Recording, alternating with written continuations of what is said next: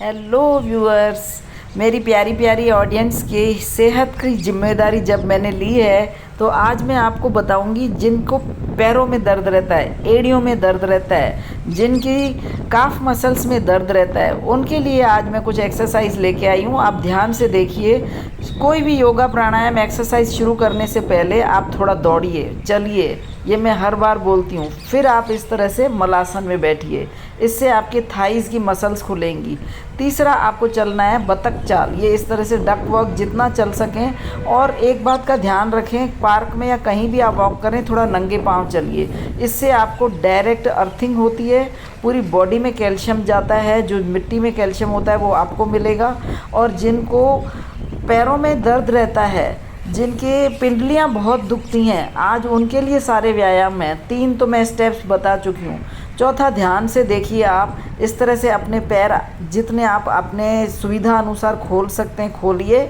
अब बहुत सरल है लेकिन बहुत ही असरदार इफ़ेक्टिव व्यायाम है कि पैरों को बाहर की तरफ ले जाइए, जैसे मैंने बाहर लिया हुआ है। जितने चौड़े खोल सकते हैं उतना ही खोलिए, फिर वापस इसको अंदर लाइए। इस तरह से आपको 10 बार करना है। पीछे नहीं झुकना है, कमर आगे की तरफ सीधी होनी चाहिए। कई लोग पीछे झुक के हाथ पीछे लगा लेते हैं, वो नहीं करना है हमको। घुटने बिल्कुल सीधे होने चाहिए। देखिए ध्यान से, ये इस तरह से, ये हो गया 4 स्टेप्स। अब हम कर रहे हैं 5वां। और जो इसके पहले वाला स्टेप था उसको 5-6 बार अवश्य करिए, थोड़ी देर रुकिए। ये 5वां आप अपनी क्षमता के अनुसार, ये वो नहीं करेंगे जिनके कमर में दर्द रहता है। कमर में दर्द वाले आगे नहीं झुकते हैं। जो भी आगे झुकेंगे सांस छोड़ते हुए झुकेंगे, सांस भरते हुए वापस पीछे आएंगे। अब हमारा 6ठा स्टेप है। ये 6ठा बहुत ही काम की चीज़ है। ज़्यादातर लोगों की मैं आजकल कंप्लेंट सुन रही हूँ, पिंडलियों में बहुत दर्द रहता है, हमारी थाइज़ में यानी कि जांघों में बहुत दर्द रहता है, कईयों की जांघें बहुत मोटी रहती हैं, कईयों को चलने में बैलेंस नहीं बनता है। उन सब के लिए ये बहुत अच्छी है। इस तरह से आप पहले बैठिए, ध्यान से देखिए। हवा बहुत चल रही है तो वो थोड़ा दिक्कत हो रही है। इस तरह से आप अपनी एड़ियों पे बैठ गए।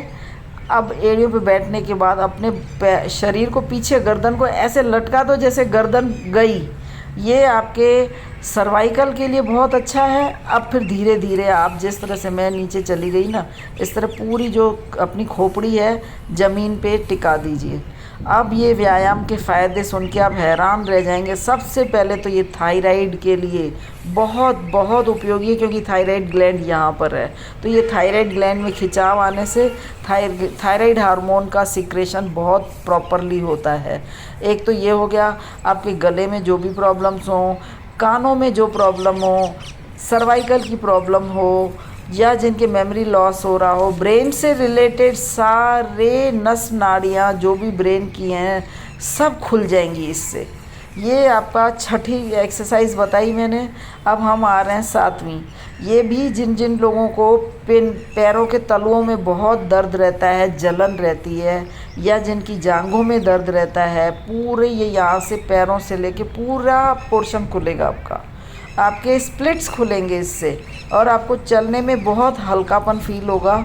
इस तरह से करके देखिए। अगर आप पूरा लेट के नहीं कर सकते हैं तो थोड़ा अपने आप को ऊपर उठा लीजिए, अपना जो दूसरा हाथ है अपने सिर पे रख लीजिए। इस तरह से करके हर प्राणायाम योग में किसी भी योगा में थोड़ी देर बने रहिए। जल्दबाजी मत करिए, उस पर पावर लाइए तो वो ज़्यादा असर करेगा। ये हो गया 7। जब भी उठें, लेटें, मैंने आपको कई बार बताया है साइड वाली करवट से ही उठना है।